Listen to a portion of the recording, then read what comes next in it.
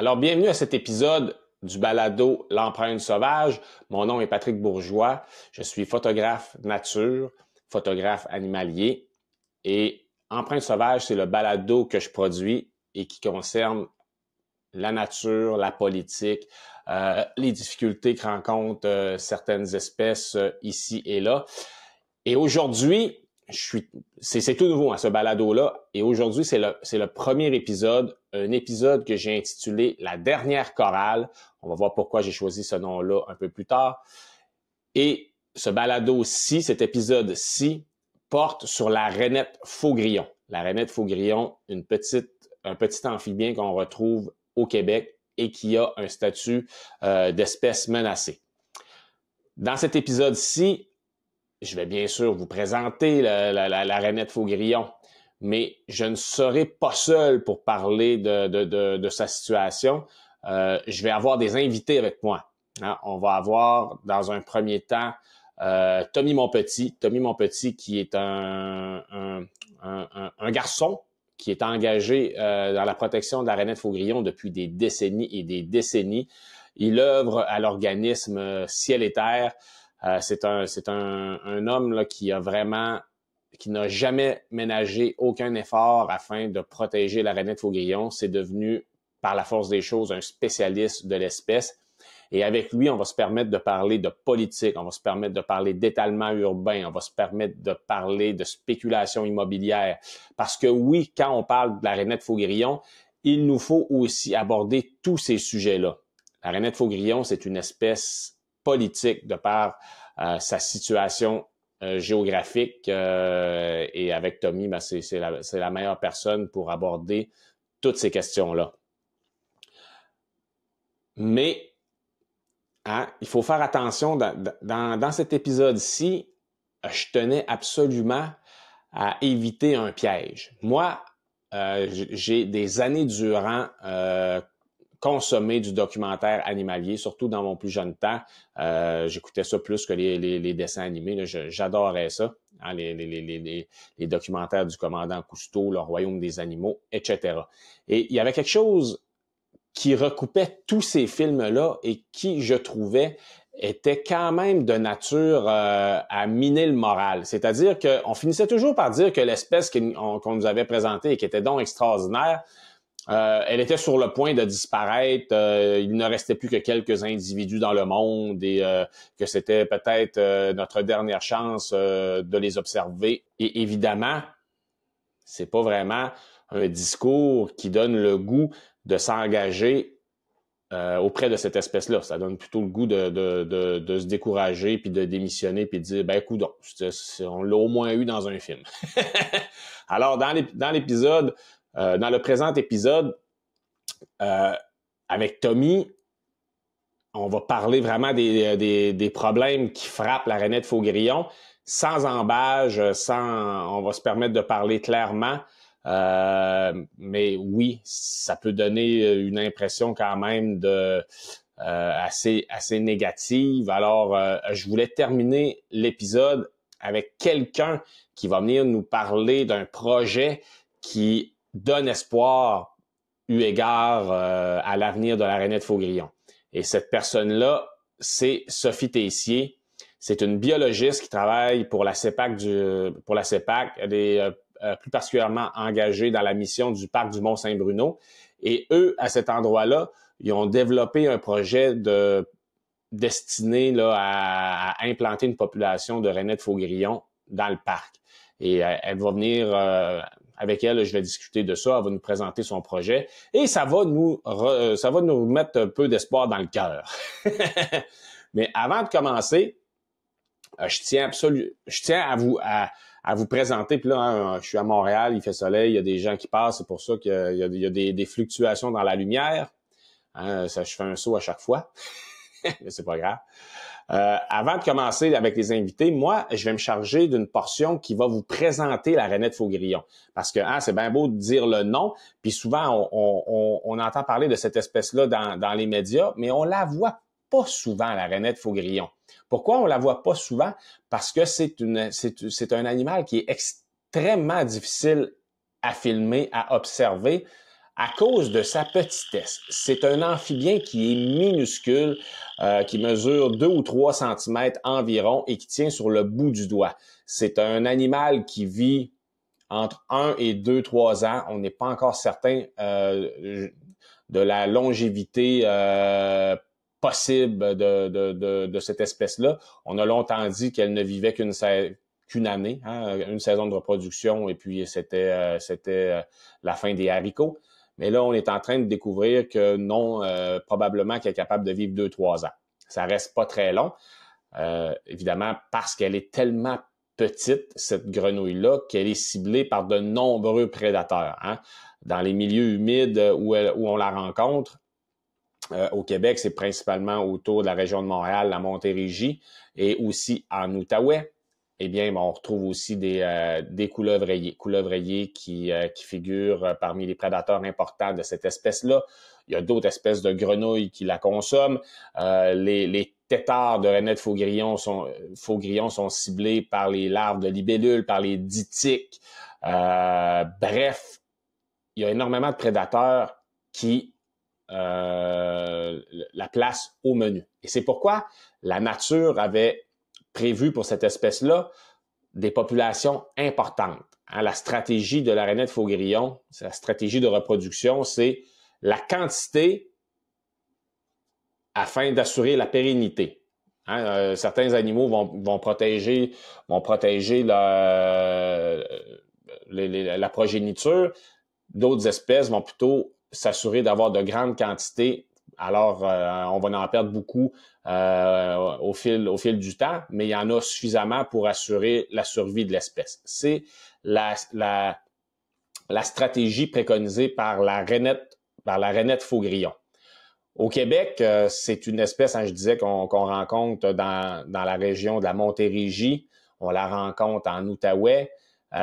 C'est strictement sud du Québec. Et là, il y a un débat quant à savoir si la souche de faux-grillon qu'on retrouve au Québec, elle est unique ou si c'est une rainette faux-grillon de l'Ouest qui, elle, se rencontre sur une bonne partie du territoire nord-américain, ou si c'est une rainette faux-grillon boréale qu'on retrouve plus dans le coin de la baie James, un peu plus au nord. Et longtemps au Québec, les spécialistes ne se sont pas entendus sur la question. C'est pour ça qu'on disait simplement rainette faux-grillon sans mettre de l'Ouest, sans préciser de l'Ouest ou boréal. Aujourd'hui, on est de plus en plus certain. Là, je dis on, mais c'est pas moi. Là. Moi, je suis pas un généticien, puis je suis pas, j'ai pas fait ces études-là et je suis pas un spécialiste de ces questions-là. Mais les spécialistes nous disent que fort probablement la rainette faux-grillon, les populations qu'on retrouve au Québec ont évolué d'une manière distincte et la souche qu'on retrouve au Québec, elle est unique. Ce qui signifie que si elle disparaît, ce qui pourrait arriver à cause du fait qu'elle est vraiment présente près de grands centres urbains, à Montréal, la métropole pour ne pas la nommer, mais aussi l'Outaouais où il y a beaucoup d'agriculture industrielle qui la menace. Alors, c'est une espèce qui est vraiment sous pression. Si elle disparaît, ben on perdrait vraiment une espèce qui est unique en soi. D'où l'importance de la protéger chez nous. Et ce n'est pas simple de la protéger. On va voir ça plus en détail avec Tommy Monpetit, parce que c'est une espèce, hein, je viens de le dire, qui se trouve au sud du Québec, au sud où la pression humaine, elle est vraiment super importante. Moi, quand je me suis intéressé en premier à cette espèce-là, on avait des articles dans les journaux qui en parlaient, qui disaient que des projets immobiliers, des projets de viaducs étaient bloqués parce que on retrouvait la présence de rainettes faux-grillon sur les terrains en question. Et comme c'est une espèce menacée, eh bien, on peut pas faire n'importe quoi dans de tels cas. Il faut s'assurer de la protéger. Et c'est d'ailleurs ce qui m'avait charmé, ce qui m'avait intéressé dans cette espèce-là. Parce que moi, je sortais d'un documentaire, je venais de terminer un documentaire qui s'appelait Québec profond et qui portait sur le Saint-Laurent marin. Et je trouvais que s'engager en tant que Québécois pour la protection du Saint-Laurent marin, c'était un peu trop facile parce que c'est loin des milieux de vie de la majorité des Québécois. Hein. La moitié de la population québécoise vit dans la région de Montréal, vit beaucoup de Québécois vivent dans le sud du Québec, entre Québec et l'Outaouais. Alors, le Saint-Laurent-Marin, l'est du Québec, c'est quand même loin de leur réalité. Et ça me rappelait un documentaire que j'avais vu jadis et qui concernait un activiste écologique, un écologiste français qui était en Afrique pour la défense d'une espèce quelconque, je me rappelle pas c'était quelle espèce. Et là, il y avait un Africain qui lui avait fait remarquer, ouais, mais là, toi, tu viens chez nous pour protéger nos animaux, ça bouleverse nos vies. Mais toi, chez toi, en France, qu'est-ce que tu as fait pour protéger le loup? Puis là, le Français s'est rendu compte, il dit, c'est vrai, hein, on va toujours ailleurs pour leur dire quoi faire, mais quand ça nous concerne, quand ça bouleverse nos propres habitudes, on est moins enclin à s'engager. Puis en France, hein, on sait tout le remue-ménage que ça a fait, la réintroduction du loup, puis les éleveurs qui se choquent, les chasseurs, puis là, ça crée toutes sortes de débats et de polémiques. Mais lui, il était retourné chez lui pour s'engager auprès du loup. Et la rainette faugrillon, c'est la même chose. Moi, je voulais, pour mon prochain projet de film, cherchais une espèce qui était beaucoup plus proche d'où les gens vivent. Puis la rainette faugrillon, elle vit à un jet de pierre de nos maisons de plastique de banlieue. Elle est proche de... Elle est principalement, on la retrouve principalement sur des terres privées. Les promoteurs espèrent développer ces terres privées-là pour faire des sous, on peut le comprendre, hein, construire des tours à condos, etc. Et ça dérange beaucoup plus que de dire, moi, je veux sauver le beluga. T'sais, le beluga, c'est un animal qui est plus sexy qu'une grenouille. Puis en plus, ben, tu sais... ça change pas grand-chose dans ta vie. T'sais, le boisé du Tremblay, quand il y avait vraiment beaucoup de rainettes faugrillon là, ben, les gens qui vivent autour, ils voulaient réduire la population d'insectes piqueurs, donc il y avait épandage de BTI, mais on sait que ça nuit aux grenouilles. Hein? Mais là, si tu dis, bon, on fera pas ça parce qu'on veut pas nuire aux rainettes faugrillon, ça veut dire que quand tu prends ta petite bière sur ton patio, l'été, par une belle soirée d'été, ben, tu peux avoir des moustiques, là. Ça dérange plus. Tu peux pas. Après ça, tu sais, on va en parler davantage avec Tommy tantôt, mais tu sais, le prolongement du boulevard Béliveau à Longueuil, il traverse des terres où se trouvent des rainettes faugrillon. Les gens réclamaient ce prolongement-là à cause du trafic. Alors, tu sais, là, tu te dis, ben là, on le fera pas parce que on a des rainettes faugrillon à cet endroit-là. Mais là, les gens, non, ben là, la rainette fait prolonger le chemin. Alors, voilà, c'est ce qui m'a dirigé dans un premier temps vers la rainette faugrillon parce que je voulais faire un film qui dérangeait. Mais je pense qu'il dérangeait trop, ce projet-là, parce que les producteurs, puis ils se sont dit, hey, écoute, là, faire du documentaire animalier au Québec, c'est quand même assez compliqué parce que ce sont des films qui coûtent cher à produire. Ce sont des films qui sont assez compliqués à réaliser. Moi, j'arrivais avec un projet qui portait sur une grenouille. Hein, c'est plus dur à vendre qu'un film sur les baleines, sur la grande faune, les lynx, etc. Alors, puis en plus, je mélangeais la politique là-dedans parce que tu peux pas parler de Rainette Faugrillon sans parler de politique. Alors, ils m'ont dit, nous, on touche pas à ça, on va passer notre tour. Et c'est dommage parce que je pense vraiment que ce sujet-là se devait d'être traité. Puis j'ai pas essayé une seule fois. Hein. Mon projet a été proposé par l'INIS, hein, l'Institut national de l'image et du son de Montréal, où j'ai suivi mes formations en documentaire et en direction photo. Mon projet avait été proposé par l'INIS à Téléfilm Canada, normalement pour un programme qui s'appelait Talent en vue.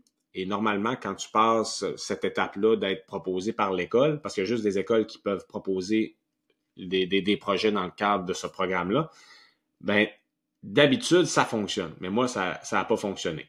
Reste que ça m'a quand même permis tout ça, hein, cette démarche-là pour faire un film, de rencontrer Tommy. Parce que dans la première mouture de mon projet, Tommy était vraiment impliqué. Je voulais parler de la Rainette par le truchement d'un portrait de Tommy Monpetit. Et ça nous a amené à passer énormément de temps les pieds dans la base, principalement en Montérégie. Hein, c'est surtout là c'est principalement là qu'agit Tommy, quoique il est vraiment engagé pour la Rainette en général, mais avec moi, c'était vraiment sur le terrain de la Montérégie qu'on se rencontrait et qu'on discutait du projet de film, qu'on faisait de la photo. Moi, j'ai demandé des conseils parce qu'avant de faire un film, il fallait que je sois capable de faire des images de cet animal-là et c'est excessivement difficile de le photographier, de le filmer. C'est un animal qui est tout petit et qu'on est capable strictement d'observer au printemps durant la saison de reproduction. Pourquoi? Parce que c'est là que les mâles chantent. Puis quand les mâles chantent, ils ont comme la gorge qui gonfle, puis ça fait des vibrations dans l'eau, ça fait des petits cercles, et c'est comme ça qu'on parvient à les repérer. Mais les repérer, c'est une chose. Ensuite, les photographier, c'en est une autre. Alors, au départ, j'ai commencé, tu sais, Tommy me disait, c'est ça, normalement, les gens les photographient avec des téléobjectifs. J'ai essayé qu'un téléobjectif, mais j'aimais vraiment pas le rendu. Je trouvais qu'on voyait pas suffisamment les détails. Alors, dans ma démarche photographique, je me suis dit que ça prenait absolument des objectifs macro pour être capable de photographier un animal aussi petit. Mais un objectif macro, il faut être à quelques centimètres du sujet. Ça veut dire que il faut approcher les mâles qui chantent et dès qu'ils entendent un bruit, dès qu'ils voient une silhouette se dessiner, les rainettes arrêtent de chanter puis se cachent. Puis ça peut prendre vraiment assez longtemps avant qu'elle recommence à chanter. Ça veut dire que toi, tu attends longtemps avant de les revoir. C'est pour ça que j'ai développé, dans un premier temps, une stratégie qui consistait à faire des affûts. J'avais une chaise dans une cache pour cacher vraiment ma silhouette, puis j'attendais que les rainettes s'installent autour de ma chaise pour prendre des photos. Mais mes images étaient en plongée, puis je trouvais que ça écrasait les sujets. Par la suite, j'y ai vraiment été avec des bottes pantalons. Je rampais littéralement dans la vase pour être capable de m'approcher au plus près de ces grenouilles-là pour les photographier. Et j'y suis parvenu avec un objectif macro à quelques centimètres seulement de ces grenouilles-là. Je suis devenu en quelque sorte un genre d'expert de la photo de Rainette Faugrillon au Québec. Mais sachez que ça m'a pris des années pour développer et améliorer ma technique et que ça a été beaucoup d'essais et encore plus d'erreurs avant d'arriver à quelque chose qui me rendait fier. Mais dans tout ça, j'ai appris à connaître Tommy, puis il m'a parlé vraiment beaucoup de politique, parce qu'il y a vraiment, je le répète, beaucoup de politique qui concerne ce dossier-là. Et c'est pourquoi maintenant, je vous ai tracé grosso modo le portrait de cette espèce-là. Maintenant, je vais faire entrer Tommy dans le studio virtuel. Et là, on va vraiment plonger dans l'univers politique de la Rainette Faugrillon. Alors, nous voilà rendus dans le segment qui implique mon ami Tommy Monpetit. Et là, je vous le dis tout de suite, là, ça va être une discussion, là, il n'y aura pas de vouvoiement, puis tout ça, on se connaît. On va faire preuve d'une certaine familiarité parce que ça serait pas authentique si on faisait autrement. On a passé quand même beaucoup de temps ensemble dans les marais à discuter de la situation de la Rainette Faugrillon. C'est vraiment lui qui m'a tout transmis l'information que je possède aujourd'hui sur la Rainette Faugrillon parce que Tommy, moi, souvent, je dis que ça fait 30 ans qu'il lutte pour la Rainette Faugrillon, mais je sais même pas si c'est vraiment 30 ans, c'est-tu plus, c'est-tu moins?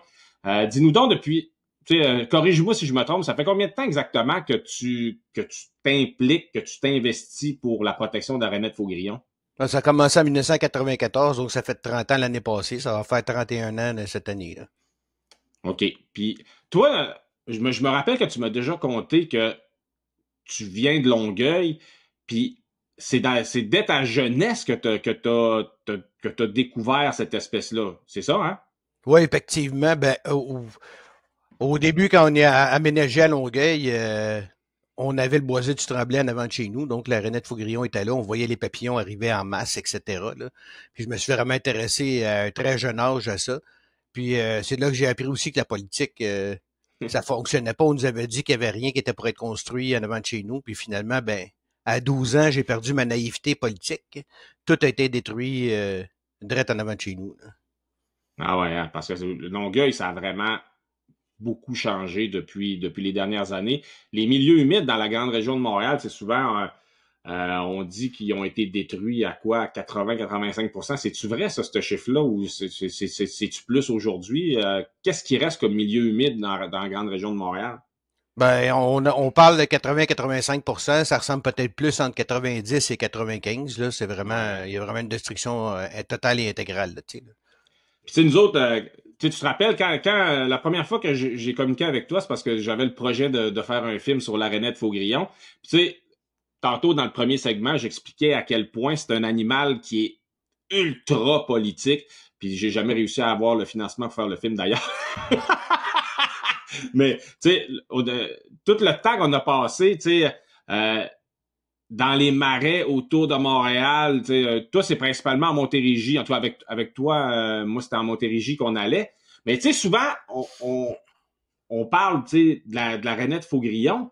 Mais la rainette Faugrillon, on dit que c'est une espèce parapluie parce que, dans le fond, derrière elle, il y a plein d'autres espèces. Les milieux humides autour de Montréal, tu sais, au Québec, moi, j'avais été absolument halluciné de voir à quel point il y avait toutes sortes d'espèces. Il y avait des animaux qui étaient vraiment fascinants à quelques jets de pierre des maisons de banlieue, puis à l'ombre des gratte-ciels de Montréal. Euh, les fleurs sauvages, les fleurs rares qu'on a vues ensemble. On a même, à un moment donné, les fourmis, comment ça s'appelle? Donc, Lasius minutus, si je me trompe Les pas. fourmis milieu humide, la Sus minutus, ouais. Puis on a même découvert une espèce qui se nourrissait de la Sus minutus. Puis c'est nous qui a fait la découverte, moi et toi. Là, on a envoyé un spécimen au jardin botanique. Là. C'est une nouvelle espèce qui a été découverte. Donc imagine, on découvre encore des nouvelles espèces dans ces milieux humides-là. C'est assez hallucinant, oui. Ah ouais, parce que puis ça, ça a-tu vraiment été officialisé, ça, cette nouvelle espèce-là? Parce que Oui, moi, je me rappelle. Ouais, ah oui, ouais. tout à fait. On peut-tu lui donner notre nom? La bourgeoisius mon petit Mon tus. petit oui. Mais c'est ça, c'est juste pour dire, tu sais, t'arrives parce que la rainette Faugrillon, elle se reproduit dans des étangs temporaires. Son territoire de vie, c'est pas grand, ça. C'est quoi exactement? Décris-moi l'habitat typique de la rainette Faugrillon. Mais là, on tombe dans une problématique parce qu'avec les changements climatiques, c'est plus vrai. Ce qu'on disait de l'habitat de la rainette Faugrillon, ben, c'est faux. Avant, c'était des étangs temporaires avec 40 centimètres d'eau. Il fallait que l'eau soit disparue au mois de juin pour que les larves, bon, puissent se métamorphoser, etc. Mais là, avec les changements climatiques, ça prend des habitats beaucoup plus permanents parce que l'eau disparaît très rapidement. Puis les étangs qu'on avait auparavant où la rainette faugrillon se reproduisait, ben, ils s'assèchent trop rapidement. Puis même si on sèche déjà au printemps, parce qu'il n'y a plus de neige non plus, là, c'est Ah très ouais. problématique. Il n'y a plus de précipitation. Là. Et pourquoi qu'elle choisissait des états temporaires? Les espèces, ils font pas des choses au hasard. Il y avait une raison. Pourquoi c'était les étangs temporaires? Puis qu'est-ce que ça a comme impact aujourd'hui qu'elle se retrouve dans des plus grands étangs pour se Ben, reproduire? les étangs temporaires, c'est parce que son cycle de vie, elle, c'est annuel à peu près, là, tu sais, là. Et puis, elle se reproduit dans ces étangs-là parce que elle peut sortir vers la période entre le 15 juin et le 15 juillet, on va dire, là, en métamorphe, puis elle évite justement les plus gros prédateurs qui viennent s'installer, comme la grenouille Ouais. léopard, etc., qui aiment pas ces morts d'eau-là. Donc, la problématique, c'est que là, elle doit s'installer dans des plus grosses morts d'eau, des plus gros milieux humides, puis là, malheureusement, ben, il y a des prédateurs, il y a des poissons, il y a des grenouilles léopards, puis on connaît pas l'avenir. Là. Ça va tellement rapidement on peut pas dire ce que ça va faire sur la reproduction de la rainette. Ce qu'on sait, c'est qu'elle disparaît à vitesse grand V, là. Ça, on le Ouais, sait, là. parce que c'est ça. Moi, je me rappelle les premières fois que j'allais dans les marais avec toi, ça fait quoi? Ça fait 7-8 ans à peu près de ça maintenant, là, hein? On rajeunit pas. Ouais. Me semble que tu me disais qu'il restait environ 10 populations de rainettes faugrillon au Québec à ce moment-là. Aujourd'hui, on en a combien? Là? Parce que là, tu me parles de la reproduction qui va moins bien parce qu'elle est obligée de changer de stratégie. On a parlé tantôt de la destruction des milieux humides. il en reste combien de populations à l'heure où on se parle, là? Quand on a commencé, qu'on a fait les grands inventaires en 2004, là, puis en 2007, il y a une population qui s'est rajoutée à Contrecoeur. On en avait 10 populations. OK. Donc, on avait perdu 90% de son habitat déjà. Ça, c'était un fait accompli. Puis maintenant, on a 4 populations viables à long terme. Ben, même pas à long terme, là. 4 populations viables à moyen terme en Montérégie. Tu as Boucherville, Longueuil, La Prairie et Bournois. C'est les 4 dernières populations qui restent. Donc, c'est un animal qui est pas juste menacé, qui est en voie de disparition littéralement. Puis là, tu dis à moyen terme, là, tu peux-tu nous donner un ordre de grandeur de ce que ça pourrait représenter? Tu sais, si on fait rien, parce que là, si on reste comme on est présentement, le déclin se poursuit. Il en reste combien de temps, d'après toi, pour ces 4 populations-là? D'après moi, dans les 10 prochaines années, la rainette pourrait être appelée à disparaître. On le voit à la prairie, malgré le décret d'urgence, là. Il y a une baisse quand même relativement sensible des populations. Les secteurs à Longueuil aussi sont visés par le castor, plein de choses. Le dépôt à neige qui a une problématique. Ouais.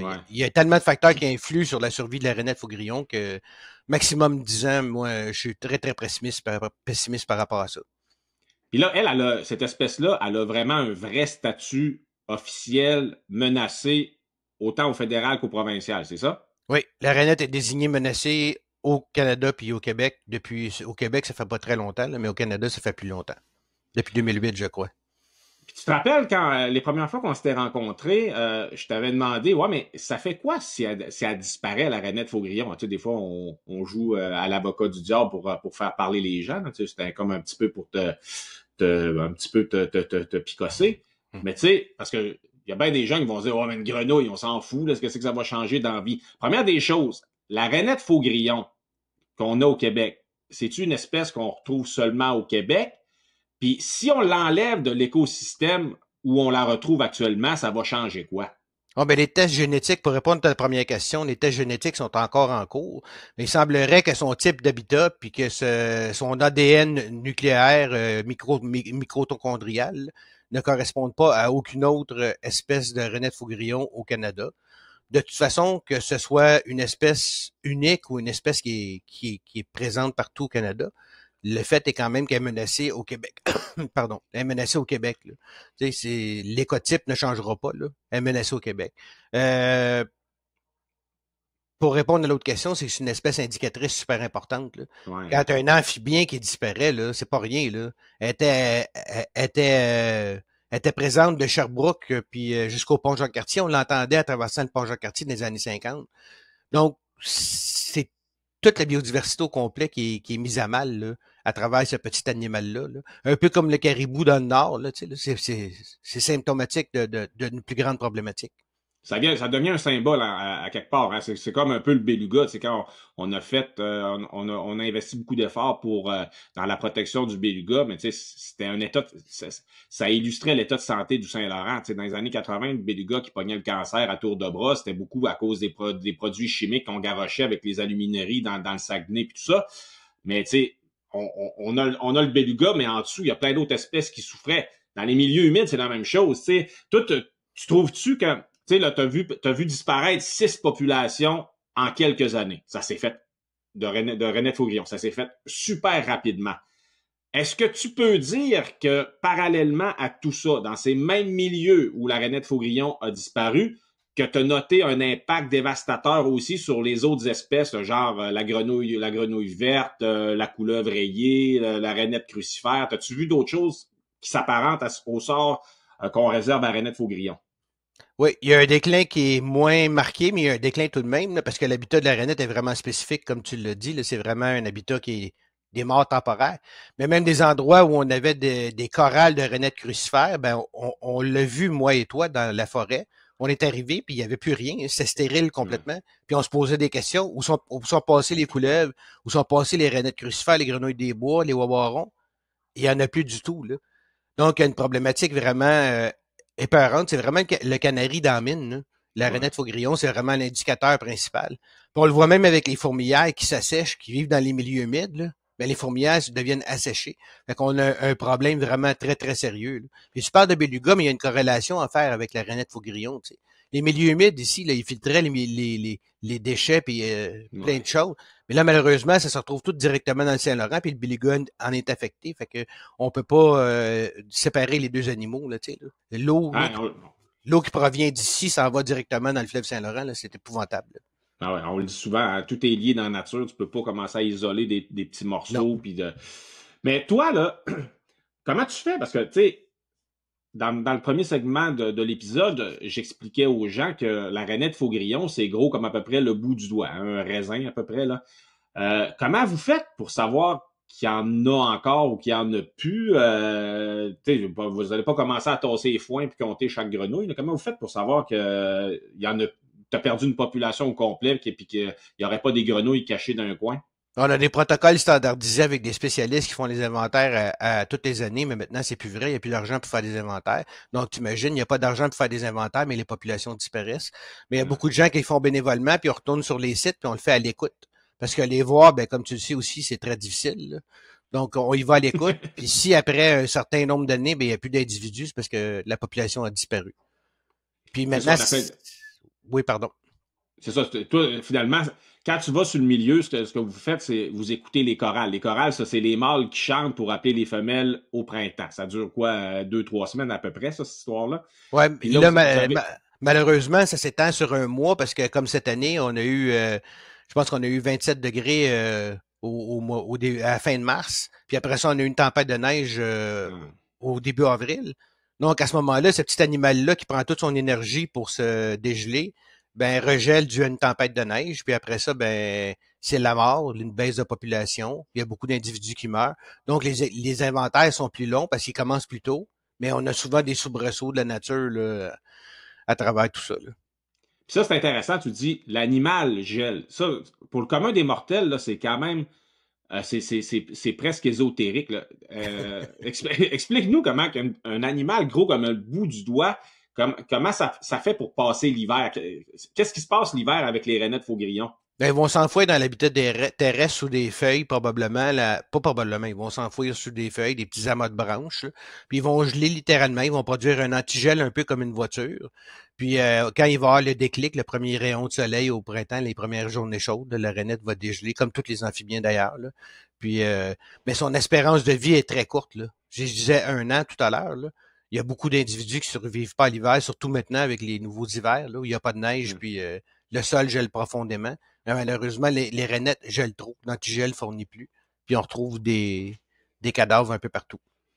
Parce que quand il se passe des choses comme on a vu durant le temps des fêtes, hein, tu me racontais hors enregistrement que tu avais vu durant le temps des fêtes, on a eu un gros redout. Hein. Ça, les gens l'ont vu là, dans la région de Montréal, mais même moi, hein, j'étais sur la Côte-Nord, j'étais à Bécomo, puis il pleuvait à bord debout. On a perdu presque tout le couvert de neige qu'on avait à ce moment-là. Le Saint-Laurent, aucune couverture de glace sur le Saint-Laurent. Il faisait super chaud. Dans la région de Montréal, ça a eu une incidence sur les populations d'amphibiens, parce que tu me disais que tu avais vu des grenouilles qui étaient sorties. Ils pensaient que c'était le printemps. Il faisait tellement chaud pour eux autres.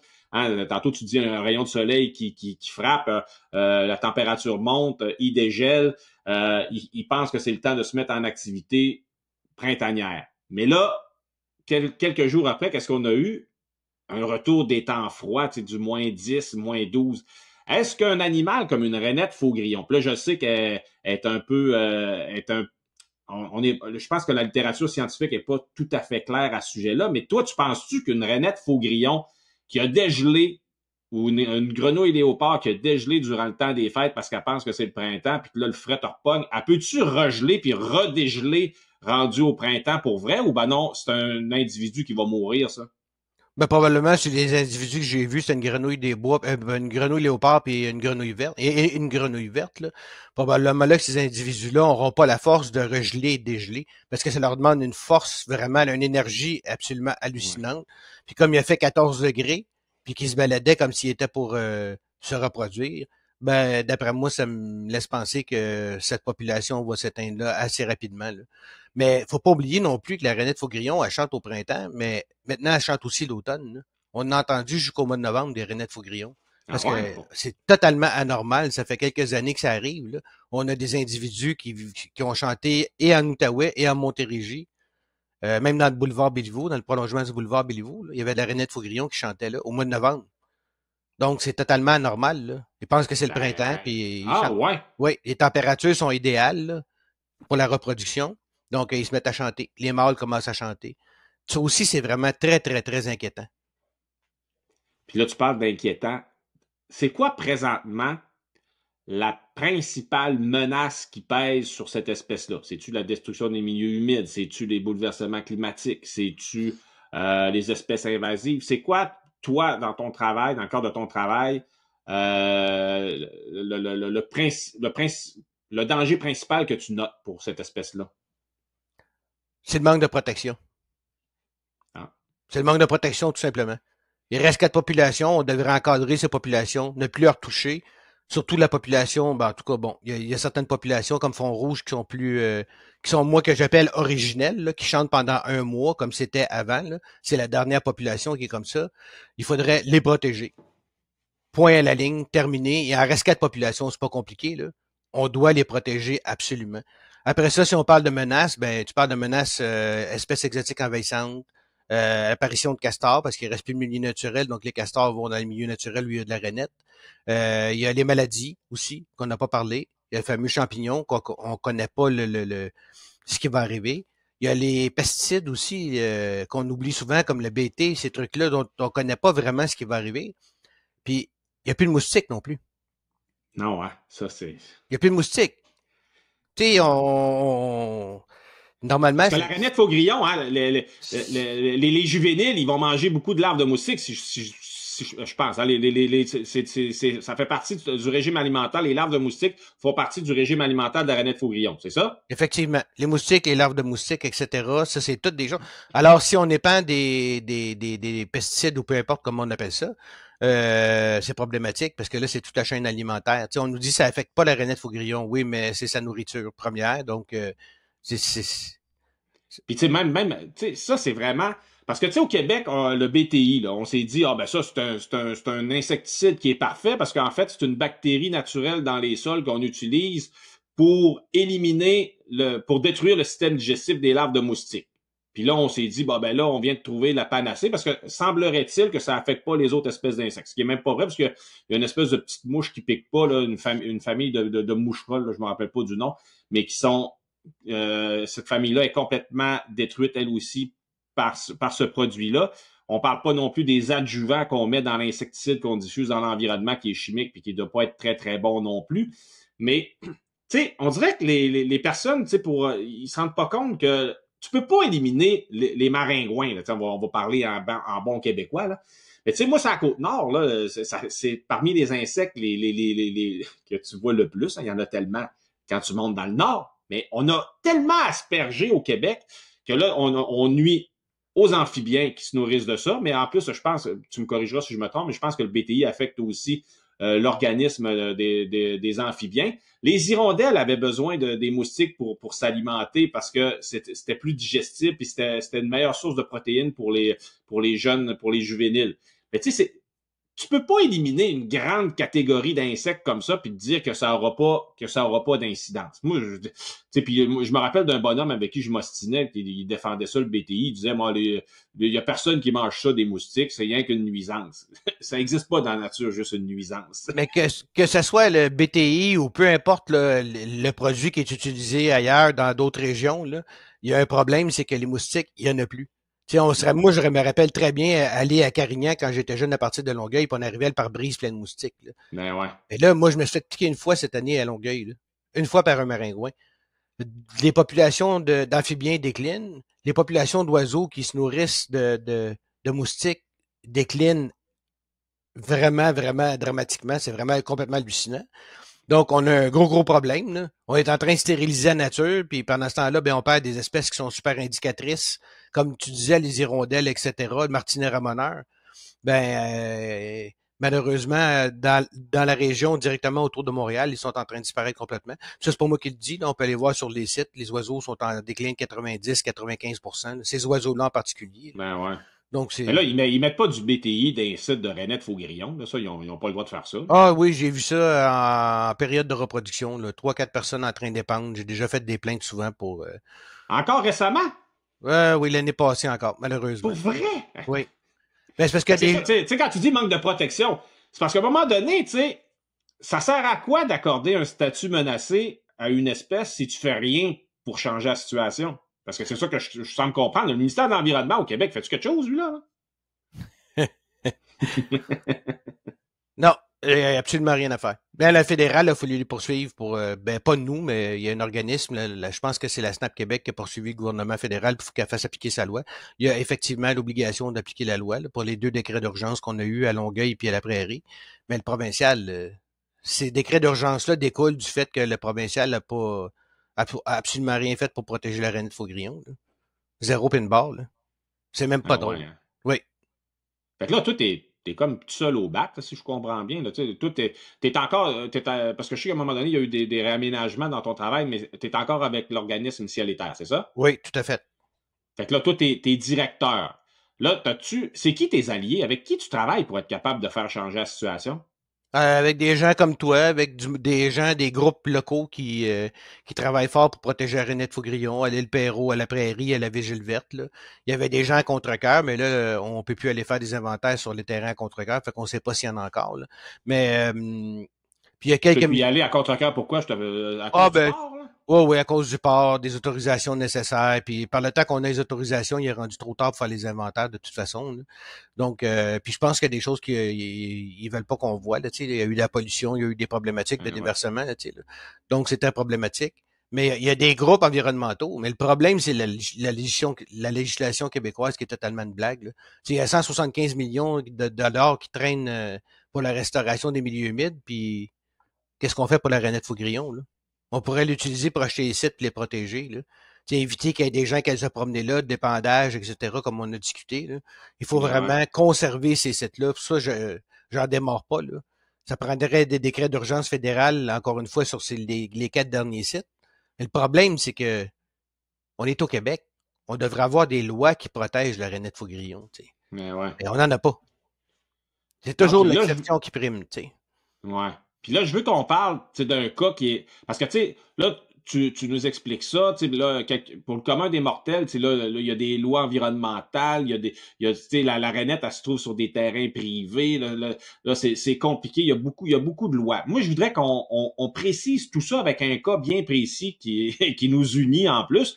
Moi, je veux qu'on parle de Châtonny, puis le terrain qui était, comment ça s'appelle, dans le R100 là, à Longueuil. Oui. Raconte-moi, première des choses, le début de ça, quand tu as découvert qu'on avait un problème sur ce terrain-là. Ben, je revenais d'un dimanche, d'une fin de semaine, de bonne fin de semaine. J'ai dit, je vais arrêter de prendre des photos. Le soleil se couchait. T'sais. Puis il y avait un tracteur qui travaillait dans le champ qui était en train de creuser des tranchées pour assécher les milieux humides où il y avait la Renette Faugrillon. Là. Donc, j'ai appelé la ville de Longueuil qui a appelé le ministère de l'Environnement puis qui a appelé Environnement Canada. Là. Puis les gens sont intervenus puis ils ont fait arrêter les travaux. Mais ça a pris une chance. On était un dimanche après-midi. C'est très pratique, là. Hein? Dimanche en fin de journée là, pour faire des travaux. Donc, les milieux humides ont été drainés. Mais il y a quand même tout de même une bonne nouvelle à tout ça, c'est que on est allé, moi et toi, puis la Renette Faugrillon est revenue malgré le fait que les tranchées ont été creusées. Là, Ouais, elle est résiliente quand même, parce que, tu sais, c'est juste pour surprenant. faire. C'est Ouais, ouais, surprenant. tabarouette des fois, moi, parce que, tu sais, quand tu m'avais appelé pour me parler de ça, quand j'avais fini par aller sur le terrain pour voir ça, tu sais, c'était d'ailleurs un terrain où toi puis moi, on faisait de la photo de René de Faugrillon les années auparavant, donc on n'est pas des débiles, il y en avait pour vrai. Puis là, le terrain, c'était un terrain privé. Puis c'est la compagnie Châtonny qui avait mandaté l'excavateur pour venir drainer le terrain. Parce qu'évidemment, si tu draines, c'est plus tellement un terrain propice pour la rainette Faugrillon. Puis moi, je me rappelle d'avoir été halluciné du fait que, OK, il avait travaillé sans autorisation, sans permis. Hey, toi, chez vous, là, tu changes tes fenêtres, bonne chance, tu fais ça sans permis de la ville. Là. Oh, oui, oui, oui, tout à fait. Tout à Eux fait. autres, ils avaient drainé un terrain au complet où se trouvait une espèce menacée. Là, nous, on avait dénoncé, les médias avaient embarqué là-dedans. Moi, j'étais sûr que, là, hey, quelle belle victoire qu'on va avoir dans ce dossier-là. C'est ben trop facile. Ils sont tous dans l'illégalité totale. Moi, j'avais été halluciné de voir les montants des amendes. C'était tellement ridicule, tu sais, parce que eux autres, leur but, c'était de faire des condos. Ce que, tu sais, ils allaient faire vraiment beaucoup d'argent avec ce terrain-là. On s'entend? Puis là, il se ramassait avec des amendes qui étaient ridicules que j'aurais quasiment pu payer moi-même. Oui, c'était 4 000 la ville, le ministère de l'Environnement. Puis je pense que l'enquête au ministère de l'Environnement provincial n'est même pas encore terminée. Ouais, hein, c'est ça. Ben, c'est ça que je voulais vérifier avec toi parce que, tu sais, à un moment donné, vu que ça avait été comme arrêté, ben là, ça a comme tombé un peu dans l'oubli. Tu sais, à un moment donné, moi, je me rappelle qu'il y avait eu, tu sais, quand on parle de nos autorités qui, des fois, n'ont pas vraiment plus d'autorité que moi-même, là, tu sais, ils avaient demandé la restauration du site. Puis tout ce qui avait été fait pour restaurer le site, c'était mettre des bottes de foin dans des canaux, là. Moi, j'ai dit, OK. Mais on est encore à la même étape, là. Ben, ça n'a pas Euh, bougé de là, là. là, il y a eu une demande de restauration primaire, là, tu sais, je pense que c'est remplacer les bottes de foin, puis etc., pour empêcher...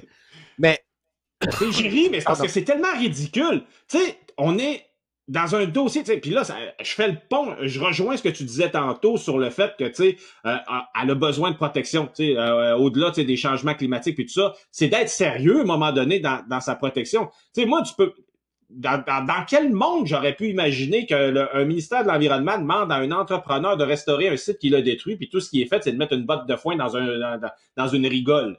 Mais ça, on peut pas en vouloir aux promoteurs parce que c'est le ministère de l'Environnement qui a exigé ces conditions-là. Ah ouais, en plus, hein. Fait que Donc, si on dit aux promoteurs, ben, installe des bottes de foin pour éviter la sédimentation, ben, il va le faire, lui. Puis, Ben oui, c'est sûr. puis normalement, ben, ces gens-là, pas lui en particulier, mais par beaucoup de cas où j'ai vu, on demandait des restaurations, puis finalement, les gens avaient les certificats d'autorisation a posteriori, après. Fait que, premièrement, tu détruis l'environnement, tu te fais attraper, on te dit corrige un peu, mets des bottes de foin, mais dans 6 mois, tu demanderas ton autorisation, puis on va te donner tes autorisations, tu pourras effectuer tes travaux. Dans ce cas-ci, ce qui a sauvé l'ARENET, c'est que le gouvernement fédéral a émis un décret d'urgence. Ah, il l'a étendu là, là. Oui, oui, c'est étendu jusque-là. Là.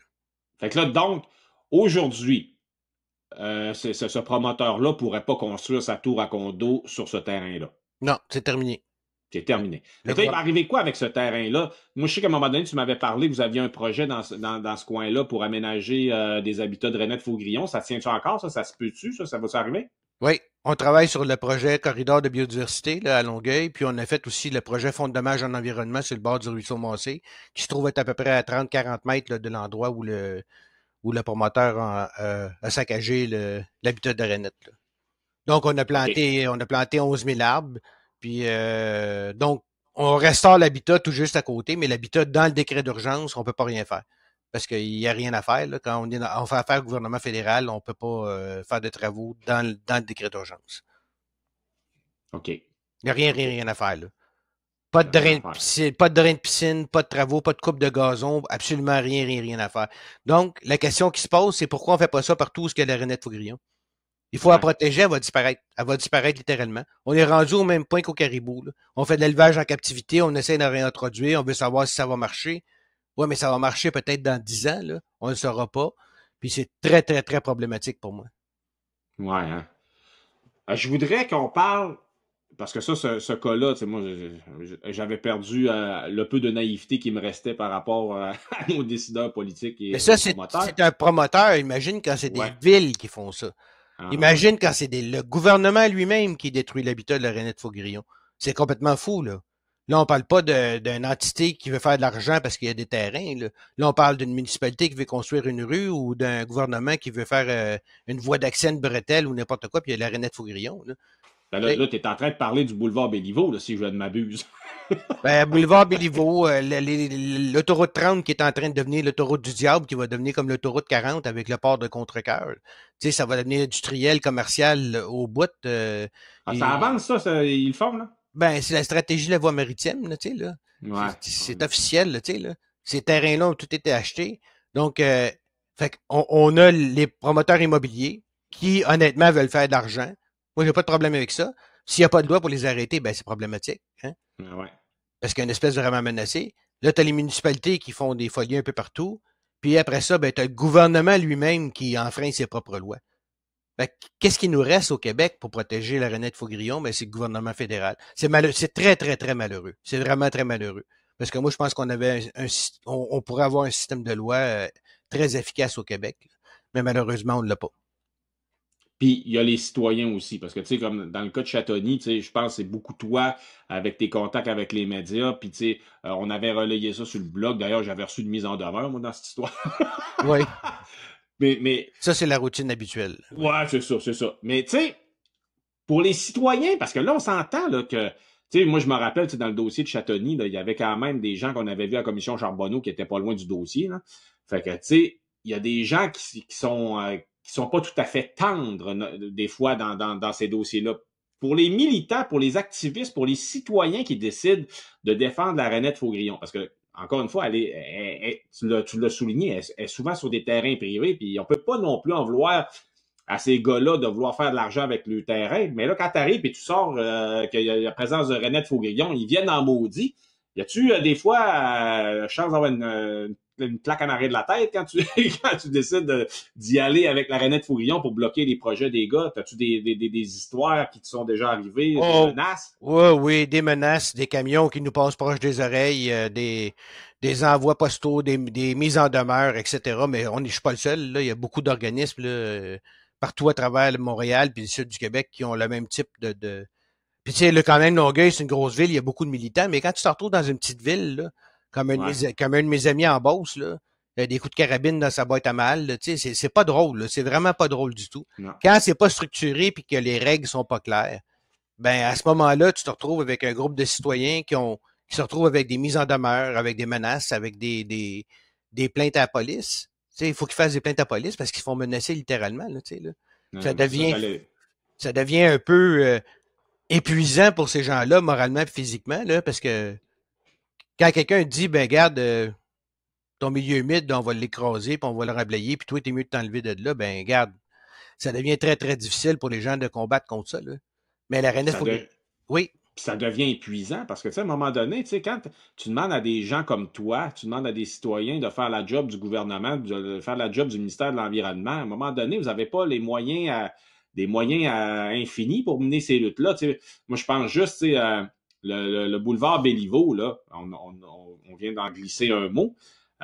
Tu sais, faut que tu t'opposes à la ville, tu sais, parce que le résumé vite de ce dossier-là, c'était le prolongement d'un boulevard pour réduire le trafic dans un secteur de Longueuil, sauf que le prolongement passait directement dans un habitat de Renette Faugrillon. C'est pas mal ça, hein, je ah, pense. il coupait littéralement le marais en deux, un des plus beaux habitats, là.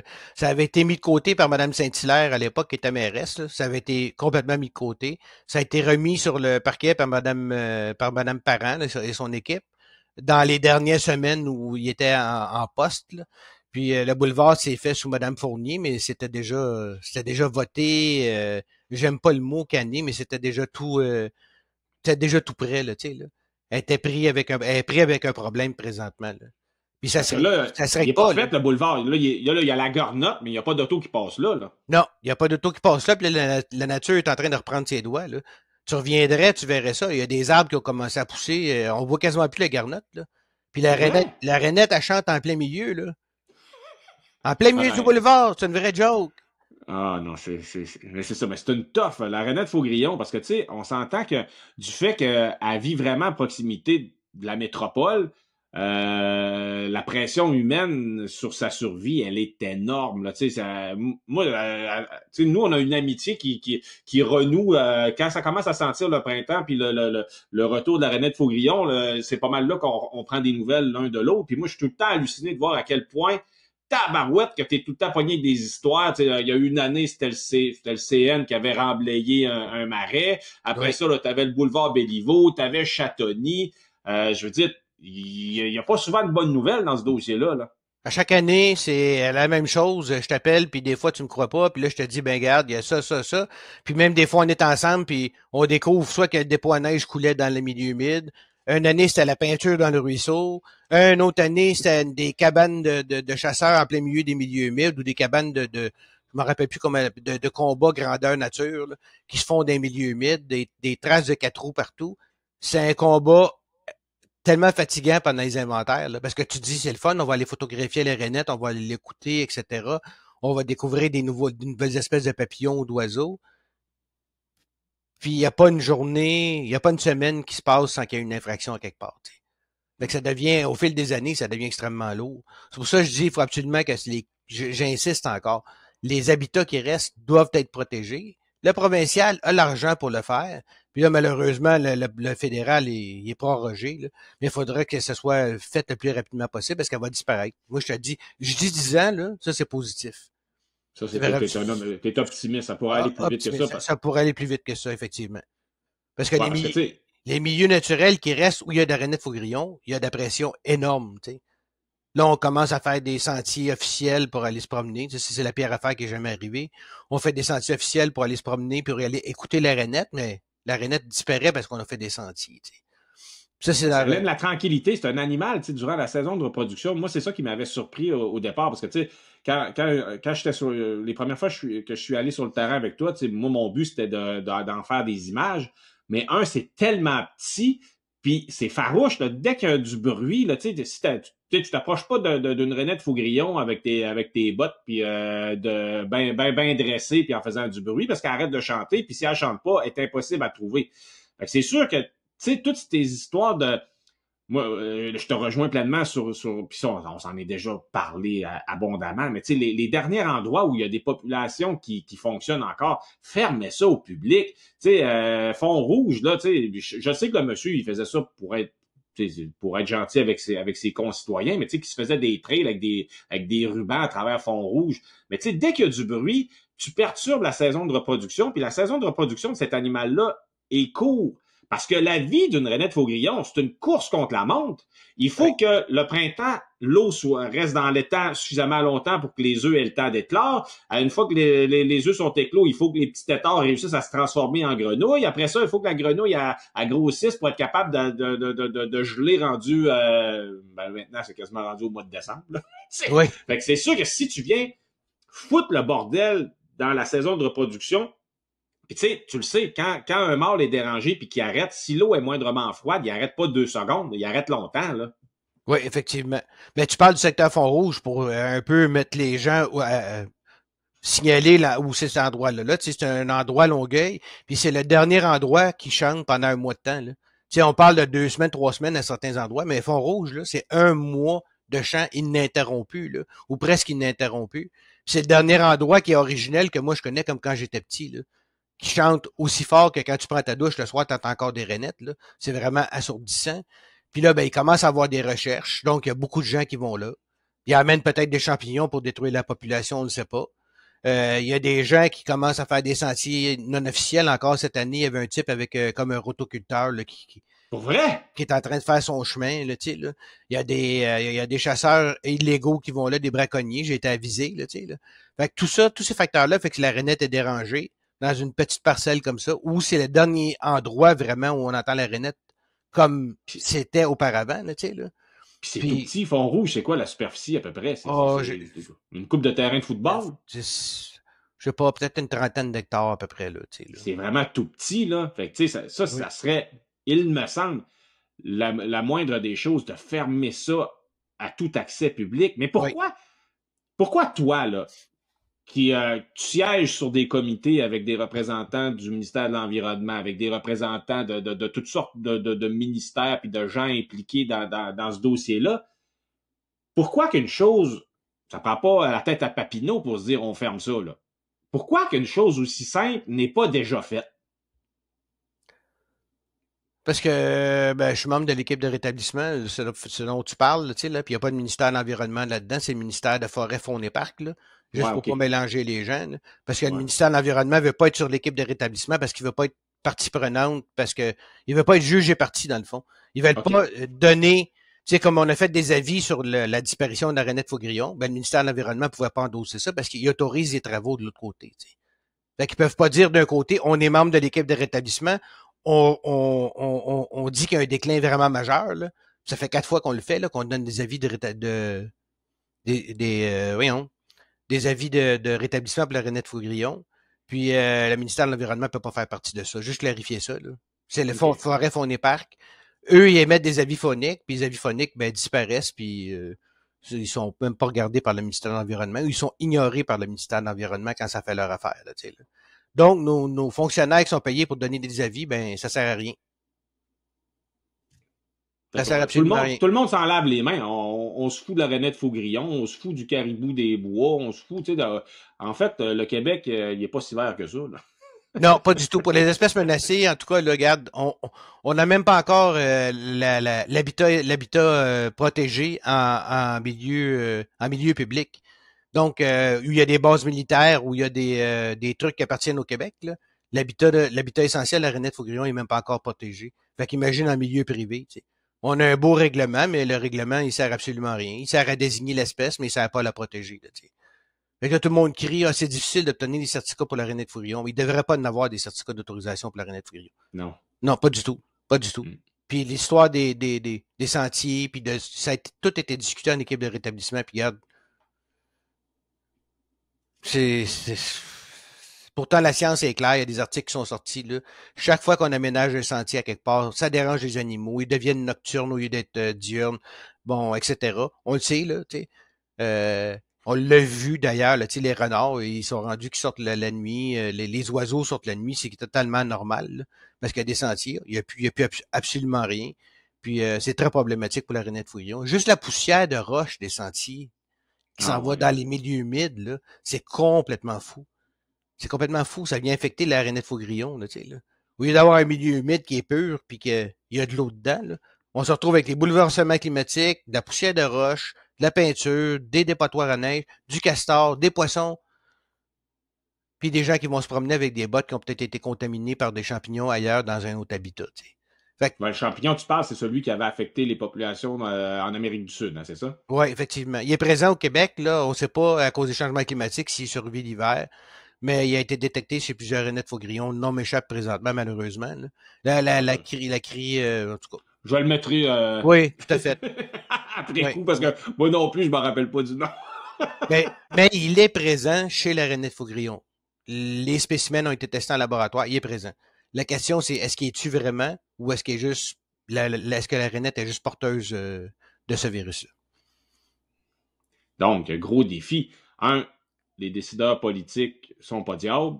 Les menaces sont ultra nombreuses. Les populations, parce que ça, c'est une autre chose dont on n'a pas parlé, tu sais, quand on dit 4 populations, c'est des populations qui sont pas connectées les unes avec les autres. Effectivement. Puis, à un moment donné, il y a un appauvrissement génétique, tu sais, quand à Font-Rouge, oui, tu as une belle population, mais elle est vraiment isolée, là, tu sais, à quel point même une population saine comme ça, c'est vraiment pérenne, tu sais, je veux dire, la nature, elle a pas imaginé la Renette Faugrillon avec des petites populations de rien, tu sais, c'était des milliards d'individus, tu sais, quand tantôt tu parlais, on les entendait sur le pont Jacques-Cartier, c'est parce qu'il y en avait partout, et c'était des milliards et des milliards. Alors, pour la suite des choses... Tu vois, les tests génétiques prouvent que les populations, à partir de l'île Perrot jusqu'à Contrecoeur, l'endroit où la Renette Faugrillon se retrouve en Montérégie, là, les marqueurs génétiques sont complètement différents. Fait que les populations de Montérégie ont des marqueurs génétiques différents. C'est complètement hallucinant. Puis là, ben moi, j'appelle les consanguines. Malheureusement, c'est des rennettes qui sont consanguines parce qu'ils se reproduisent toutes une avec l'autre. Donc, la présence d'une maladie, d'un castor, de poisson, tous les facteurs qu'on a nommés dans une population peut décimer une population en une année. C'est terminé.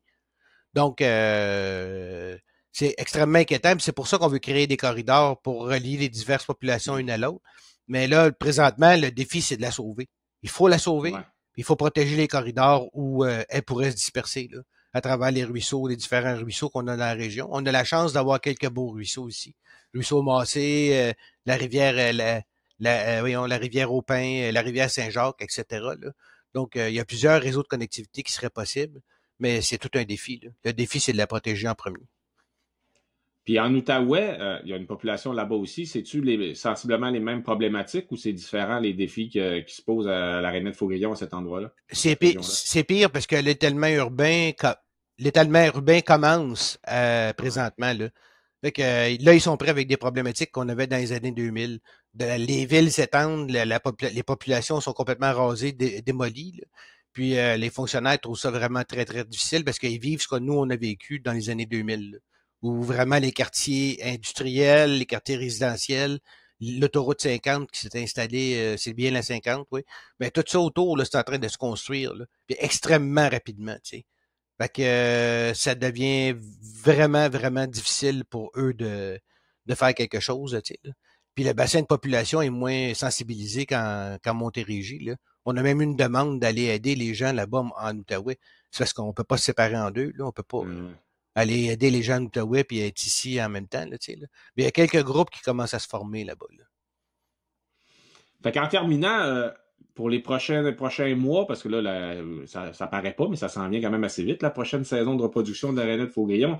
C'est quoi tes priorités? Qu'est-ce qui s'annonce pour toi prochainement là, dans le combat que tu mènes afin de protéger cet animal tout aussi minuscule que magnifique? Mais là, premièrement, il faut faire l'étude de population générale. On a eu l'argent, heureusement, cette année pour faire les inventaires globaux. Donc, on va pouvoir vraiment avoir un très, très bon portrait de où la Rainette Faugrillon est.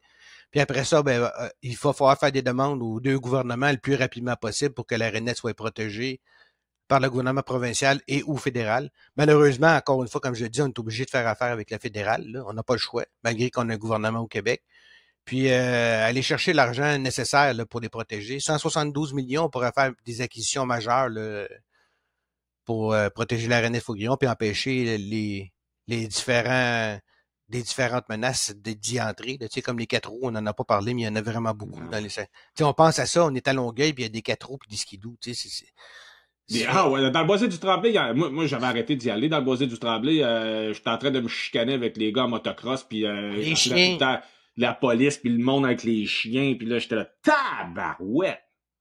Oui, c'est incroyable. C'est la pression de 400 000, 475 000 habitants sur des milieux humides. Puis là, tout le monde veut y aller, là. C'est annoncé. C'est un refuge faunique, là. C'est quoi l'idée que t'as dans ta tête dans l'effet du 4 roues, dans les milieux humides d'un refuge faunique que t'as payé avec tes taxes? Parce que, tu sais, c'est les citoyens de Longueuil qui ont payé l'aménagement de tout ça, là. Oui, effectivement. Je pense que le sentier a coûté 2 millions de dollars, approximativement. Celui à Boucherville a coûté 75 000 dollars. Si tu fais le total en tout, mettons qu'on a mis 3 millions pour l'aménagement de ce boisé-là, ben, tu entres pour aller marcher, puis à côté, il y a les camions qui passent à côté des blocs. Puis même quand on plantait nos arbres pour le projet du Fonds de dommage en environnement, il y a eu une grosse chicane, là. On a filmé un monsieur, là, il était vraiment fâché, puis il a dit je m'en fous que vous me filmiez, vous appellerez la police, je veux rien savoir avec vous autres. Il y avait un Monster Truck. Il s'en allait dans le bois avec son Monster Truck. Non, mais c'est la bêtise humaine, puis tu sais, la notion comme au Nouveau-Brunswick, j'ai vu ça, il y a des sanctuaires pour les amphibiens, tu sais, des gens rient, là, mais si tu te fais pogner avec ton camion dans un sanctuaire, là, peux-tu te dire que tu ne retournes pas après, là? Tu sais, il y a une vérification policière, il y a des agents de la faune qui sont sur place, là, tu sais, là. Ici, appeler la police pour un 4 roues ou pour un VTT, là. La police n'est pas équipée pour être dans le bois, là. Il y en a des 4 roues, mais tu sais, c'est pas... Fait que le gars se promène, fait des traces, puis bravo. Ben, c'est ça, le dossier de la Rainette, ça fusionne tout, hein. Tu sais, t'as les problèmes qu'on contrôle, on n'a pas vraiment de contrôle dessus, là, les bouleversements climatiques, c'est tellement planétaire comme problème, à partir de Longueuil, c'est dur de faire d'avoir un impact là-dessus. Après ça, t'as les décideurs politiques qui veulent pas mettre un pied devant l'autre pour protéger les endroits où il en reste, mais tu as aussi la bêtise des gens. T'sais, moi, je me rappelle d'avoir vu des backwashes de piscine dans un milieu humide. Là, tu as des gars qui font du 4 roues. Je t'avais dit que j'avais vu un dude qui faisait de la motoneige par-dessus les étangs que vous aviez aménagés parce que ton organisme, vous faites des habitats comme ça, puis c'est à coup de sueur, puis d'huile de bras, puis d'argent durement recueilli que vous faites ces projets-là. Puis là, t'as du monde qui pense jamais plus loin que le bout de leur nez. T'sais, moi, je pense que ce qui incarne le mieux, ce qui illustre le mieux la bêtise de certaines personnes, hein, c'est pas tout le monde qui est comme ça, mais tu sais, c'est moi, le monde qui se promène dans ces milieux-là puis qui accroche les sacs de crottes de chien dans les arbres, c'est comme s'il y a une collecte de sacs de crottes. Ouais. Puis ben non, là, les bicycles qui écrasaient les couleuvres, ben non, l'autre, les enfants qui coupaient les têtes des couleuvres avec des sécateurs, tu sais, barcelac. Ça fait que voilà, hein, Tommy. La pression énorme, mais il faut pas oublier que derrière tout ça, on parle beaucoup de militantisme, etc. Mais il y a de la science aussi en arrière de ça. Comme tu dis, on a créé des habitats pour la Rainette Faugrillon. On étudie les meilleurs sites de reproduction. Là, là. On fait tout ça aussi. Puis ça, c'est décevant aussi. Tu crées des habitats, puis finalement, ben, tu te retrouves avec un dépôt à neige qui coûte des habitats. Ils se retrouvent avec des 4 roues qui vont dans les habitats qu'on a créés, qui ont coûté 300 000 $ à la fondation de la faune. À un moment donné, il n'y a pas juste le militantisme, il y a la science aussi pour faire avancer les choses. Il y a l'élevage en captivité auquel on participe. On capture les rainettes avec le MFFP. On est rendu presque au marquage. Là, là. On pensait pas pouvoir le faire auparavant. Mais il y a tout l'aspect scientifique qui est super important. On parle pas à travers notre chapeau à ciel et terre, là, quand même. On a des cahiers de charges, on a des projets à brossard pour la création d'habitats de rainettes. Mais ça reste qu'il faut protéger les sites. Je reviens encore là-dessus. Il faut protéger les sites. Si on les protège pas, on n'aura plus. On est rendu au niveau du caribou, du panda en Chine, de l'éléphant en Afrique. On est rendu là. On est rendu à 4 populations. Donc, on a perdu 90%, puis il nous reste 4 habitats sur le 90%. Regarde, on a perdu 95% au moins de la population de Red-Fougrillon. La situation est vraiment dramatique. T'sais. Puis je me décourage pas, là, il y a des acquisitions qui sont faites dans Fond-Rouge pour presque Fond-Rouge a été presque tout acheté. Là. Reste à voir ce qu'on va faire avec après. Là.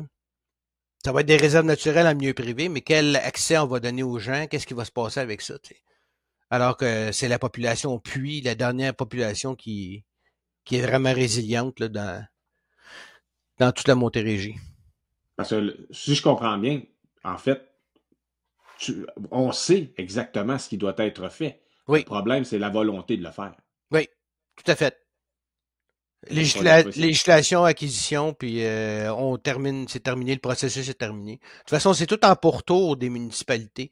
Donc, c'est des endroits où on m'a déjà dit à Longueuil, à toutes les fois qu'on bâtit des maisons, ça nous coûte de l'argent parce que le système d'égout rendu là coûte tellement cher qu'il faudrait refaire une autre usine de filtration. Puis là, on se retrouve avec des subverses 33-40% par année.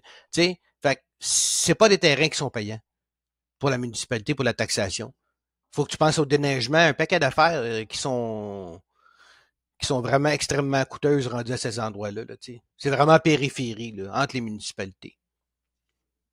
Fait que on va te souhaiter un hiver de repos parce que à l'évidence, là je suis pas sûr que tu vas vraiment te reposer, mais on va espérer que les prochaines semaines, prochains mois te seront confortables et doux parce que tu as des grosses missions qui s'annoncent dans un avenir plus rapproché très rapproché en fait. Oublie pas qu'à travers tout ça, tu as les demandes de subvention, les rapports de demande de subvention. C'est tellement de paperasse, c'est complètement hallucinant. Donc, les gens, ils disent, vous, les organismes à but non lucratif, oui, c'est parce que le tiers de notre travail, c'est de faire de la paperasse, puis du remplissage de papier, puis après ça, c'est les inventaires, puis après ça, c'est l'entrée et donner des inventaires. Donc, c'est annuel à l'année longue pour cette espèce-là en particulier. Si les gens connaissaient les coûts là, de ce que ça coûte, peut-être qu'ils arrêteraient d'aller faire du 4 roues dans milieu naturel. Effectivement. Fait que c'est ça. Donc oui, effectivement, il y a beaucoup d'ouvrages, puis on est rendu 2 à ciel et terre, peut-être 3 bientôt. Donc, plus tous les autres organismes qui participent là, bénévolement à la protection de la rainette Fougrillon. Fait que je te dis un grand merci, Tommy, de nous avoir éclairé par rapport à la situation de cette espèce-là, qui est vraiment charismatique et tu sais, c'est très mignon, une rainette Faugrillon. Fait qu'on va lui souhaiter le plus radieux des avenirs au Québec, parce qu'on peut pas se permettre de perdre des espèces l'une après l'autre. La rainette Faugrillon, le caribou forestier, la baleine noire, tu sais, la baleine, c'est énorme, le caribou, il est moyen, puis la rainette est minuscule, mais ce sont toutes des espèces importantes qu'on se doit de protéger. Puis merci à toi, tu sais, de tout cet engagement-là, de tout ce combat-là. T'es un humain nécessaire. Fait que je te remercie vraiment d'avoir accepté de participer à cet épisode-ci de mon balado L'empreinte sauvage. Merci à toi, puis je t'invite au printemps pour faire les inventaires, prendre des photos avec moi, mon ami. Ben ouais, là, faut y aller. Là, les dernières années, j'étais pris un petit peu, mais là, cette année, je me promets bien d'aller faire un tour plus énergique dans les milieux humides, qui sont des endroits magnifiques. Hein. Oui, au printemps, c'est superbe. Parfait, Patrick. Merci beaucoup.